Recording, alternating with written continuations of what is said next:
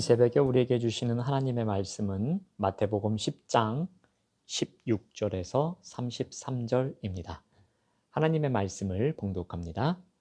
보라, 내가 너희를 보냄이 양을 이리 가운데로 보냄과 같도다. 그러므로 너희는 뱀같이 지혜롭고 비둘기같이 순결하라. 사람들을 삼가라. 그들이 너희를 공회에 넘겨주겠고 그들의 회당에서 채찍질하리라. 또 너희가 나로 말미암아 총독들과 임금들 앞에 끌려가리니 이는 그들과 이방인들에게 증거가 되게 하려 하심이라. 너희를 넘겨줄 때에 어떻게 또는 무엇을 말할까 염려하지 말라. 그때에 너희에게 할 말을 주시리니 말하는 이는 너희가 아니라 너희 속에서 말씀하시는 이 곧 너희 아버지의 성령이시니라. 장차 형제가 형제를, 아버지가 자식을 죽는 데에 내주며 자식들이 부모를 대적하여 죽게 하리라. 또 너희가 내 이름으로 말미암아 모든 사람에게 미움을 받을 것이나 끝까지 견디는 자는 구원을 얻으리라. 이 동네에서 너희를 박해하거든 저 동네로 피하라. 내가 진실로 너희에게 이르노니 이스라엘의 모든 동네를 다 다니지 못하여서 인자가 오리라. 제자가 그 선생보다 또는 종이 그 상전보다 높지 못하나니 제자가 그 선생 같고 종이 그 상전 같으면 족하도다. 집주인을 바알세불이라 하였거든 하물며 그 집 사람들이랴. 그런즉 그들을 두려워하지 말라. 감추인 것이 드러나지 않을 것이 없고 숨은 것이 알려지지 않을 것이 없느니라. 내가 너희에게 어두운 데서 이르는 것을 광명한 데서 말하며 너희가 귓속말로 듣는 것을 집 위에서 전파하라.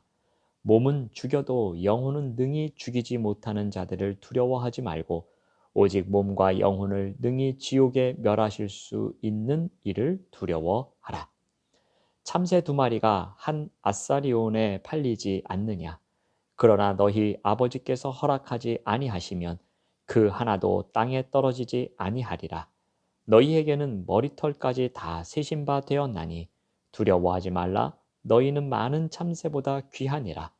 누구든지 사람 앞에서 나를 시인하면 나도 하늘에 계신 내 아버지 앞에서 그를 시인할 것이요 누구든지 사람 앞에서 나를 부인하면 나도 하늘에 계신 내 아버지 앞에서 그를 부인하리라. 아멘. 오늘은 제자로 살아가기라는 제목으로 함께 말씀을 나누겠습니다. 예수님은 제자들을 세상으로 파송하시면서 제자로 살아가기 위해 어떻게 해야 하는지를 가르쳐 주십니다. 그런데 세상은 어떠한 환경입니까? 마태복음 10장 16절 말씀을 보시면 보라, 내가 너희를 보냄이 양을 이리 가운데로 보냄과 같도다 라고 말씀하십니다. 예수님은 제자들의 사역 환경이 악하다는 사실을 강조합니다. 이리는 양이 막아낼 수 없는 대적입니다. 이리와 양은 먹고 먹히는 구조입니다. 이것은 제자들이 만나게 될 외부의 위협을 상징합니다.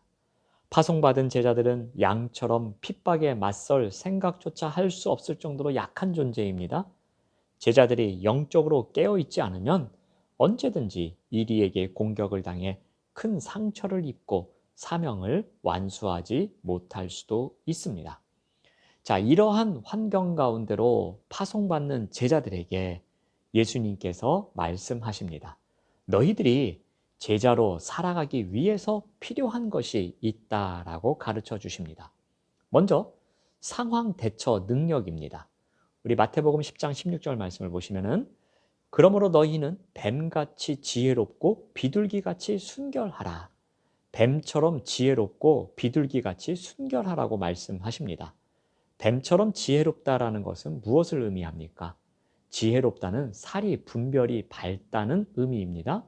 사리 분별이 밝으면 자신에게 주어진 상황에 따라서 대처하는 능력이 뛰어나게 됩니다. 이 동물의 왕국과 같은 프로그램에서 뱀이 사냥하는 장면을 본 일이 있습니다. 이 장면을 보면서 야, 뱀이 정말 지혜롭구나라는 것을 느낀 적이 있습니다. 뱀이 먹잇감을 공격할 때에 정확한 순간을 압니다. 뱀은 계획한 목표물을 사냥하기 위해서 신중하게 주의를 기울이면서 기다릴 줄 압니다. 때로는 위장을 통해서 자신의 몸을 가리는 지혜도 발휘합니다. 뱀은 사냥을 위해서 정확한 시점을 알고 있으며 정확한 장소를 알고 있습니다. 지혜로운 뱀은 상황에 대처하는 능력이 탁월합니다. 자, 그러므로 제자는 이와 같이 현실적인 상황을 직시하면서 기다릴 줄도 알고 또 때에 따라서는 공격할 줄도 아는 그 상황에 따라 지혜롭게 대처하는 능력이 필요하다라는 것입니다. 자, 그런데 이 뱀의 지혜만 배우면 문제를 일으킬 수도 있습니다. 약삭빠른 기회주의자가 될 수 있기 때문입니다. 그러므로 어떠한 일을 추진할 때에 그 동기와 의지에 관한 한 비둘기같이 순결해야 합니다. 순결하다는 것은 불순물이 섞이지 않는 상태를 의미합니다. 그러므로 제자는 어떠한 상황 가운데서도 자신의 신앙 양심을 속이는 불순물과 섞이지 않는 삶을 유지해야 합니다. 이 제자로 살아가기 위해 어떻게 해야 합니까? 지혜를 적극적으로 활용하는 것과 순결을 흠없이 지켜나가는 이러한 균형이 필요합니다. 제자는 이 둘 사이의 균형을 적절히 이루어 상황에 대처하는 능력이 있어야 합니다. 다음으로 필요한 것은 위기 대처 능력입니다. 제자가 아무리 조심하고 주의한다 할지라도 제자는 세상과 본질적으로 다르기 때문에 세상과 부딪히고 어려움을 겪을 수밖에 없습니다.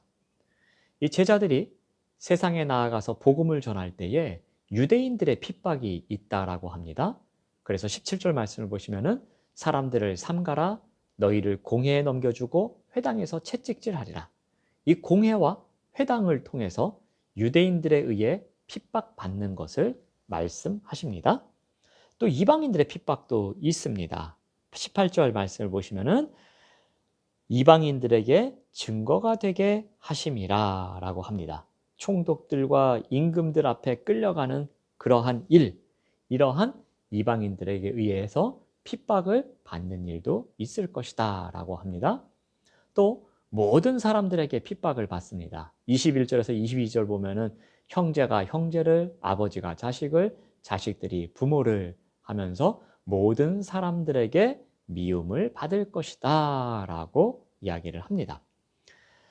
제자들이 어려움을 당할 때에 위기를 어떻게 이겨낼 수 있는지 염려하지 말라고 말씀하십니다. 그러면서 이 위기 대처 능력이 어디에서 나오는지를 알려줍니다. 우리 10장 19절에서 20절 말씀을 보시면은 너희를 넘겨줄 때에 어떻게 또는 무엇을 말할까 염려하지 말라. 그때에 너희에게 할 말을 주시리니 말하는 이는 너희가 아니라 너희 속에서 말씀하시는 이 곧 너희 아버지의 성령이시니라. 위기 대처는 하늘에 계신 하나님 아버지께서 그들에게 무엇이 필요한지를 다 알고 계시고 때가 되면 아버지의 영을 통해서 채워 주신다라는 믿음에서 시작됩니다. 제자들이 아무리 지혜롭게 복음을 전한다 할지라도 육체적인 고통을 당하는 것과 같은 여러 형태의 반대에 직면하게 될 것입니다. 이런 시련은 회복의 복음을 전하기 위해서 고생하며 헌신하는 사람들에게는 시험의 순간이 될 정도로 고통을 안겨다 줍니다. 그러나 이런 순간이더라도 하나님 아버지께서 함께 하심을 믿는 믿음이 중요합니다. 예수님은 제자로 살아갈 것을 당부하시면서 그 어떤 어려움의 자리에도 함께 하심을 약속하십니다. 아무리 견디기 힘든 핍박이 있어도 예수님과 생생한 교제를 경험한다면 넉넉히 이길 수 있는 힘이 있다라고 합니다. 위기 대처의 능력은 바로 이와 같은 믿음에서 시작됩니다. 마지막으로 감정 대처 능력입니다. 예수님은 제자가 겪을 아픔과 고통을 이미 아셨습니다. 예수님을 부당하게 공격했던 세상은 예수님을 따르는 제자들에게도 부당하게 비난을 퍼부을 것을 알고 계셨습니다. 그래서 24절 말씀에 제자가 그 선생보다 또는 종이 그 상전보다 높지 못하다라고 합니다. 이 말은 제자들이 예수님의 권위 아래에 있음을 의미합니다. 하지만 제자는 선생 같고 종은 상전 같아서 제자들은 그들의 선생과 상전이신 예수님이 받으시는 것과 비슷한 박해를 받을 것입니다.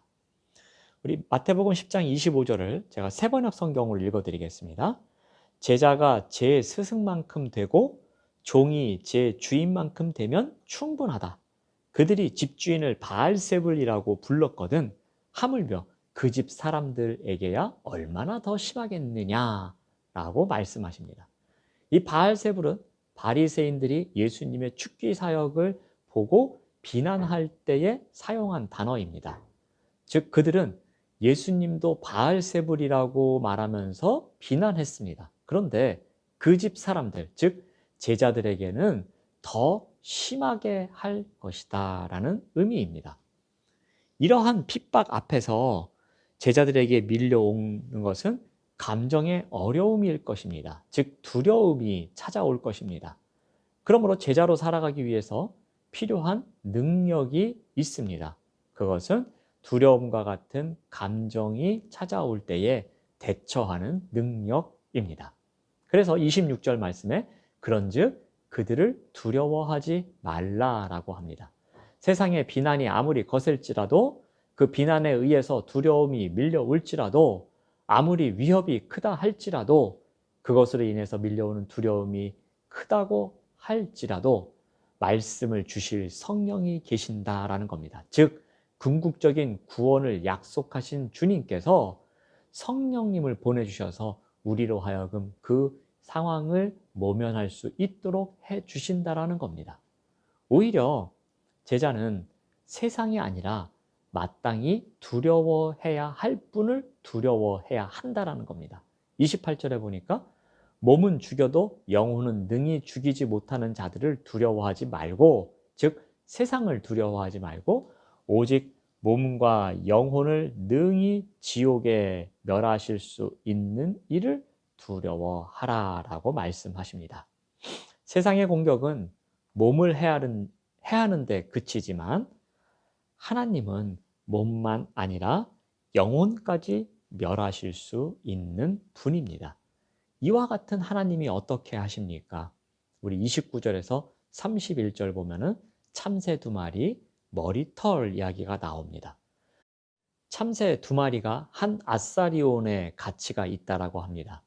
이것은 32분의 1 데나리온입니다. 1 데나리온이 하루 품삯이니까 참새 두 마리의 값은 32분의 1 데나리온, 즉 하루 품삯의 32분의 1입니다. 그런데 이와 같이 매우 저렴한 참새도 아버지의 허락 없이는 땅에 떨어지지 않는다라는 것입니다. 그런데 이러한 하나님께서 제자들을 친밀하게 돌보고 계십니다. 어느 정도로 돌보시느냐 하면은 제자들의 아버지가 되시는 하나님은 제자들의 머리카락 수를 다 알고 계실 정도입니다. 머리카락 하나가 빠지면 당사자는 감지하지 못합니다. 그런데 이와 같은 머리카락이 총 몇 개가 있는지 다 셀 수 있는 분이 하나님이시다라는 겁니다. 그만큼 섬세하게 우리를 염려해 주시고 사랑해 주신다는 의미입니다. 하나님은 제자들이 느낄 수 없는 부분까지도 다 알고 계실 정도로 그만큼 친밀하게 돌보시는 분이십니다. 그러므로 제자로 살아간다는 것은 이러한 하나님에 대한 믿음을 갖는 것입니다. 참새 두 마리가 사고 팔리고 땅에 떨어지는 것까지 주관하시고 우리 머리털 하나까지 다 알고 계실 만큼 섬세한 관심을 보여주시는 분이 참새보다 귀한 제자들의 어려움을 외면하지 않으신다라는 믿음이 있어야 할 것입니다. 이 믿음이 우리를 흔드는 감정에 대해 대처할 수 있는 능력을 갖게 할 것입니다. 이것이 바로 제자에게 필요한 능력입니다. 오늘 말씀을 통해서 이 세상에서 제자로 살아가기 위해 어떠한 것이 필요한 것인지를 묵상해 봅니다. 먼저 세상의 어려움을 이겨내기 위해서 상황 대처 능력이 필요합니다. 어떠한 능력입니까?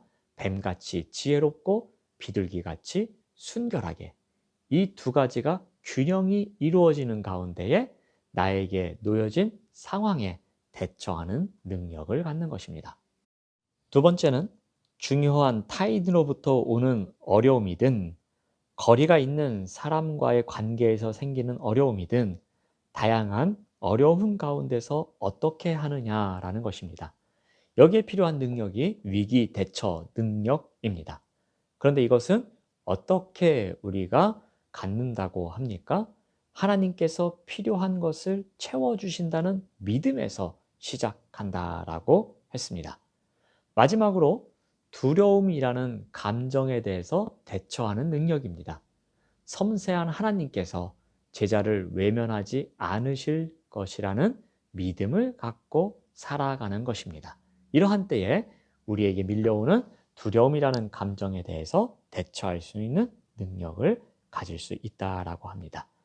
상황 대처 능력, 위기 대처 능력, 감정 대처 능력, 이것이 이 땅에서 제자로 살아갈 때에 필요한 능력이라고 가르쳐 주십니다.